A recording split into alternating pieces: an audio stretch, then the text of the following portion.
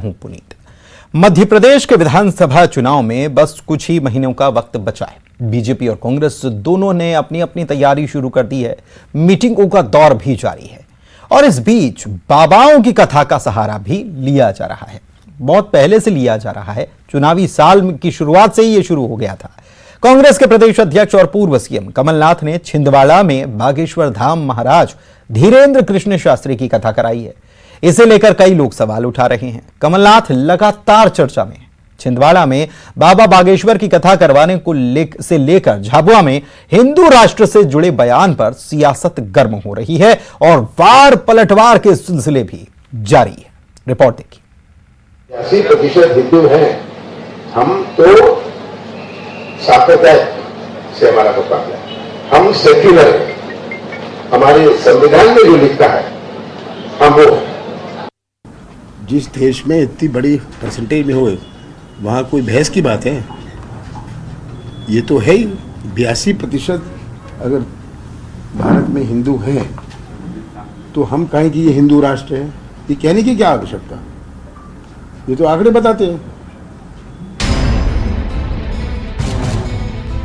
दोनों बयान कुछ घंटों के अंतराल में दिए गए हैं। पहले झाबुआ और फिर भोपाल। तो कुल जमा कमलनाथ चर्चा में हैं। मध्य प्रदेश के पूर्व मुख्यमंत्री से पहले भी इनका राजनीतिक तजुर्बा कांग्रेस एक मिसाल और उपलब्धि के तौर पर देती आई है। अब उनका हिंदू राष्ट्र के सवाल पर दिया गया यह बयान न सिर्फ सूबे की सियासत को गर्म कर रहा है, बल्कि कांग्रेस के अंदर से भी विरोध के स्वर उठ रहे हैं। आचार्य प्रमोद कृष्ण ने न सिर्फ ट्वीट किया, बल्कि राहुल गांधी और प्रियंका गांधी को टैग भी कर दिया। इस ट्वीट की भाषा बताती है कि ट्वीट से ज्यादा एक बम की तरह है। इधर इस बयान ने बीजेपी को भी मौका दे दिया है। गृह मंत्री नरोत्तम मिश्रा तो जब मौका मिलता है तो कांग्रेस को चुनावी हिंदू करार दे देते हैं और मुख्यमंत्री शिवराज सिंह का कहना है कि कांग्रेस कंफ्यूज है। कांग्रेस कंफ्यूज है और कई चीजों के लिए मजबूर है। जो लोग कभी राम भगवान का नाम लेने से परहेज करते थे, काल्पनिक मानते थे, वह कथाएं करा रहे हैं, हनुमान चालीसा का पाठ कर रहे हैं, क्योंकि ये करने के लिए मजबूर है। वो चुनाव आ रहे हैं, ये चुनावी भक्ति है कांग्रेस की। पर कांग्रेस की चुनौती बीजेपी से ज्यादा अपनी पार्टी नेताओं के बयान से है। पंडित धीरेन्द्र कृष्ण शास्त्री की आरती उतार कमलनाथ अपनी ही पार्टी में निशाने पर हैं। हालांकि कांग्रेस नेता पहले भी बाबा पर कई बार सवाल उठा चुके हैं। गोविंद सिंह कह रहे हैं कि धर्म और राजनीति अलग अलग होनी चाहिए। कथा सुनने कराने में कोई बुराई नहीं है, जिनकी श्रद्धा है वो अपने करें, लेकिन कथा को के नाम पर वोट कमाने का काम न करें। ये करते तो कथा का महत्व ही पूरा समाप्त हो जाता है और भगवान भी ऐसे लोगों को माफ नहीं करते जो वोट मांगते हैं कि हम कथा करा रहे, इसलिए ईश्वर के काम पूजा पाठ करो। कमलनाथ हैं तो मामले को नेशनल होते भी देर नहीं लगी। मध्य प्रदेश के विपक्षी महागठबंधन इंडिया के सहयोगी भी सवाल उठा रहे हैं। आरजेडी के नेता शिवानंद तिवारी ने कहा कि कांग्रेस हाईकमान से पूछा जा रहा है कि महागठबंधन बना हुआ है और हिंदू राष्ट्र बनाने वालों का हम सत्कार करें, स्वागत करें, महिमा मंडित करें, फिर इसके बाद हम कहें कि देश संविधान से चलेगा, तो यह अंतर विरोध किसी को पच नहीं रहा है। और उसके बाद हम ये बात करें कि देश जो है संविधान से चलेगा, यह अंतर विरोध किसी को पच नहीं रहा है। कांग्रेस आलाकमान सफाई दे और कमलनाथ को तलब करे। आवाज बिहार से आई तो नरोत्तम मिश्रा ने लपक ली और कहा कि कांग्रेस हाईकमान को स्पष्टीकरण तो देना चाहिए। बहरहाल संवैधानिक जटिलताओं से इतर हिंदू राष्ट्र पर बयानों के सिलसिले अभी और तेज होंगे। मध्य प्रदेश की जंग से लेकर आम चुनाव तक। झाबुआ से वीरेंद्र राठौर, भोपाल से अनुराग श्रीवास्तव के साथ ब्यूरो रिपोर्ट, न्यूज़ 18। तो मध्य प्रदेश में चुनाव आ गया है और चुनाव जब आया है तो जाहिर सी बात है कि हर कोई अपने अपने तरीके से मतदाताओं को लुभाने का प्रयास कर रहा है। और इन दिनों कथावाचकों के अगर अपॉइंटमेंट्स की बात की जाए तो वो उनका शेड्यूल बहुत बिजी है। खास तौर पर 2024 तक उनका शेड्यूल बिजी है। सारे कथावाचक, चाहे वो जया किशोरी की बात कर लें, चाहे वो पंडित प्रदीप मिश्रा की बात कर लें, या बागेश्वर धाम के धीरेन्द्र कृष्ण शास्त्री की बात कर ली जाए, या अन्य कथावाचकों की बात कर ली जाए। खासतौर पर धीरेन्द्र कृष्ण शास्त्री जो हैं, वो जब भी मंच से बोलते हैं तो वो हिंदू राष्ट्र की मांग को बार बार दोहराते हैं और वो ये कहते हैं कि हिंदू राष्ट्र बनना चाहिए। इसके अलावा वो बुलडोजर की कार्रवाई को भी सही बताते हैं और इसको लेकर कांग्रेस के कुछ नेता, कांग्रेस की तरफ से कुछ नेता जो हैं, वो इसको लेकर धीरेन्द्र कृष्ण शास्त्री को अपने निशाने पर लेते हैं और कहते हैं कि मंच का, धार्मिक मंच जो है या व्यासपीठ जो है, उसका इस्तेमाल किसी खास दल के राजनीतिक उद्देश्यों को पूरा करने के लिए धीरेन्द्र कृष्ण शास्त्री कर रहे हैं। लेकिन दूसरी तरफ कमलनाथ न केवल धीरेन्द्र कृष्ण शास्त्री के बागेश्वर धाम जाते हैं, वहां पर उनका इसके पहले भी दर्शन पूजन करने के लिए कमलनाथ गए थे। अब तो उन्होंने छिंदवाड़ा में, जो कि छिंदवाड़ा कमलनाथ का गढ़ भी कहा जाता है, वहां पर कथा का आयोजन किया। कथा का आयोजन ही नहीं किया, धीरेन्द्र कृष्ण शास्त्री की आरती उतारते नजर आए और इसी पर अब बीजेपी तो निशाना साध ही रही है, लेकिन साथ ही साथ कांग्रेस के नेता प्रमोद कृष्णम, आचार्य प्रमोद कृष्णम जो हैं, वो ट्वीट कर रहे हैं। तमाम नेता सवाल उठा रहे हैं। इसी पर चर्चा करते हैं। गोविंद मालू बीजेपी के प्रवक्ता हमारे साथ जुड़े हुए हैं, सीधे उन्हीं के पास चलते हैं, उनसे बात करते हैं। गोविंद मालू साहब, ये मामला जो है, ये कथा को लेकर सवाल खड़े किए जा रहे हैं। कांग्रेस की तरफ से भी उठाए गए, प्रमोद कृष्णम उठा रहे हैं और भी दूसरे नेता उठा चुके हैं। बागेश्वर धाम सरकार को लेकर के वो कुछ और कहते हैं, दुकान चलाते हैं, सज्जन सिंह वर्मा ये कहते हैं, लेकिन दूसरी तरफ कमलनाथ उन्हीं की कथा करते हुए आरती कर रहे हैं। क्या कहेंगे?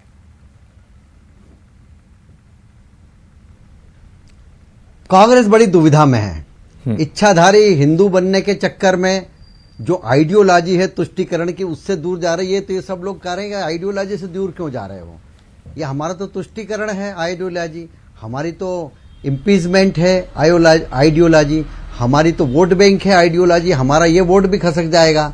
और बहुसंख्यक समुदाय का मान मर्दन करना कांग्रेस का एक प्रकल्प है और उस पर लगातार वो काम करती रही है। इसलिए कांग्रेस के नेताओं को कमलनाथ से ये तकलीफ हो रही है कि वो कथा क्यों करा रहे हैं। उन्हें मालूम है कि हमें अब जो बहुसंख्यक समुदाय है उसके साथ उसके सनातन धर्म को हमको पताका फहरानी पड़ेगी, क्योंकि देश जागृत हो गया है। इसलिए वो कथा करा के और भीड़ इकट्ठी करना चाह के और उसके जरिए हमारा प्रचार प्रसार करना चाहते हैं।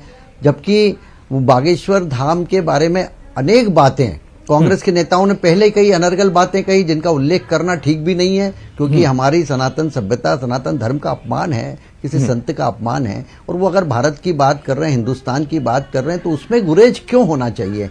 पाकिस्तान जिंदाबाद के तो नारे नहीं लग रहे हैं वहां। नहीं, लेकिन ये बात थोड़ी सी समझ में नहीं आती कि निशाने पर भी लेते हैं। आप कहते हैं कि इच्छाधारी हिंदू हैं, दूसरी तरफ ये भी कहा जाता है कि चलिए किसी भी बहाने सही सनातन का प्रचार तो अब हो रहा है, समझ में तो आ गया है। तो ये दोनों में से कोई एक पॉइंट पे बीजेपी बात क्यों नहीं करती है? नहीं, बीजेपी बात कर रही है ना, इच्छाधारी हिंदू इसलिए कर रहे हैं कि ये निरंतर उनकी प्रक्रिया में नहीं है। ये तो चुनाव आए और इन्होंने शुरू कर दिया पाखंड। ये हम पाखंड के विरोधी हैं। हम किसी के, आप धर्म के पूरी तरह से अपनी आस्था रखें, उसको पाने, भारत की संस्कृति सभ्यता ही सनातन धर्म है, उसका पालन करना क्या गलत बात है? लेकिन आप केवल चुनाव के समय इसका उपयोग कर रहे हैं, बाकी जगह आप उसको डिसऑन कर रहे हैं, राम को काल्पनिक कर रहे हैं, राम सेतु को बता रहे हैं कि कपोल कल्पित कल्पना है। तो इसलिए अस्तित्व नहीं है राम सेतु का, ये सब आप पहले देते हैं क्योंकि आपको वोट बैंक की राजनीति करना है। तो मेरा ये कहना है कि आप एक दिशा में रहें, आप एक दिशा में रहें। और ये भारतीय जनता पार्टी की सफलता है कि उसने भारत की संस्कृति, सभ्यता, सांस्कृतिक राष्ट्रवाद का जो जागरण किया है उसमें हम सफल हैं।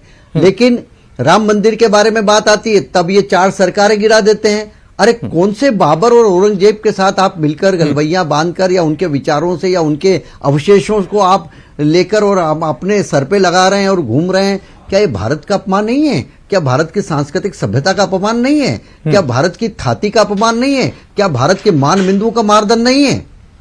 ठीक है। संतोष गौतम साहब, उपाध्यक्ष कांग्रेस मीडिया विभाग के जुड़े हुए हैं। संतोष जी, बहुत स्वागत है आपका। और निशाना साधा जा रहा है, कमलनाथ बागेश्वर धाम सरकार की आरती कर रहे हैं और दूसरी तरफ आप ही के नेता जो हैं वो कुछ और बयान दे रहे हैं। कांग्रेस का स्टैंड क्या है आखिर? हिंदुत्व को लेकर, सनातन को लेकर क्या स्टैंड है? हिंदू राष्ट्र को लेकर स्टैंड क्या है? नहीं, देखिए, कांग्रेस का स्टैंड साफ है।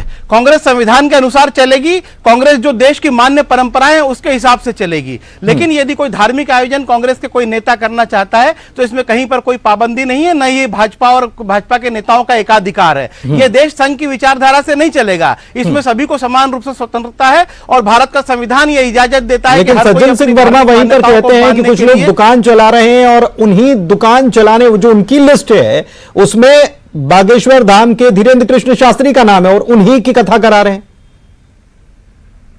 देखिए, उन्हीं सज्जन सिंह वर्मा ने अभी प्रदीप मिश्रा के वहां सीहोर में पुनर्निर्माण कराया सड़क का, जिससे कि श्रद्धालुओं को परेशानी ना हो। तो सज्जन सिंह वर्मा जी ने यदि कोई बयान दिया है तो ये उनसे पूछा जाना चाहिए। लेकिन सज्जन सिंह वर्मा जी धार्मिक मान्यताओं के खिलाफ है या धार्मिक गुरुओं के खिलाफ, ऐसा नहीं है। और कांग्रेस का हर नेता बढ़ चढ़कर धार्मिक गतिविधियों में हिस्सा लेता है। अगर हमारा कोई मुस्लिम नेता है तो उसे मस्जिद जाने पर कोई आपत्ति नहीं है, उसके धर्म मानने पर कोई आपत्ति नहीं, वो अपना प्रोग्राम करे। हम तो धर्मनिरपेक्ष मूल्यों को मानते आए हैं और कमलनाथ जी हनुमान जी के परम भक्त हैं, ये बात किसी से छुपी नहीं है। जब वो मध्य प्रदेश की राजनीति में आए नहीं तो उसके पहले छिंदवाड़ा में उन्होंने विशाल हनुमान जी की प्रतिमा की स्थापित की थी, मंदिर बनवाया था। तो हमको किसी से हिंदुत्व का या धार्मिक मान्यताओं को मानने का सर्टिफिकेट लेने का वो नहीं है। और मैं तो ये कहता हूं कि भारतीय जनता पार्टी अपने गिरेबान में झांके कि वो भगवान के नाम पर कितना ढोंग करती है। अभी महाकाल लोक का मामला देखा हमने। महाकाल लोक की आड़ में भारतीय जनता पार्टी के नेताओं ने कितना भ्रष्टाचार किया, किसी से छिपा हुआ नहीं है। और मुझे तो लगता है कि यह भ्रष्टाचार की मलाई बड़ी मछली तक पहुंची है, क्योंकि अगर बड़ी मछली चाहती तो उन भ्रष्टाचारियों पर कार्रवाई करती, लेकिन बड़ी मछली चुप है। इसका मतलब यह हुआ कि उस भ्रष्टाचार की मलाई महाकाल लोक में जो जनता के पैसों का चूना भगवान के नाम पर लगाया गया, उसकी मलाई बड़ी मछली तक मध्य प्रदेश की पहुंची है। और ये बड़ी मछली कौन है जिसका जिक्र लक्ष्मीकांत शर्मा ने जेल के सिक्चों के पीछे से कहा था? उन्होंने कहा था कि अगर मैंने मुंह खोला तो बड़ी मछली सलाखों के पीछे होगी। व्यापम घोटाले का मामला था। वही बड़ी मछली, मैं मानता हूं कि वो महाकाल लोक का पैसा खाया है। और मैं मानता हूं कि अगर राम मंदिर का भव्य निर्माण किया जा रहा है अयोध्या में, जितने भी कॉरिडोर बन रहे हैं, एक भी भ्रष्टाचार से नहीं बचेगा। मैं समझता हूं भारतीय जनता पार्टी का काम केवल धर्म के नाम पर लोगों को भड़काना और भ्रष्टाचार से पैसा खाना है। ठीक है, धर्म के नाम पर लोगों को भड़काना, पैसा खाना, आप ये कह रहे हैं। मालू साहब कुछ जवाब दे रहे हैं। मालू साहब, आप क्या कह रहे हैं? पहले जवाब दीजिए, फिर बात करें।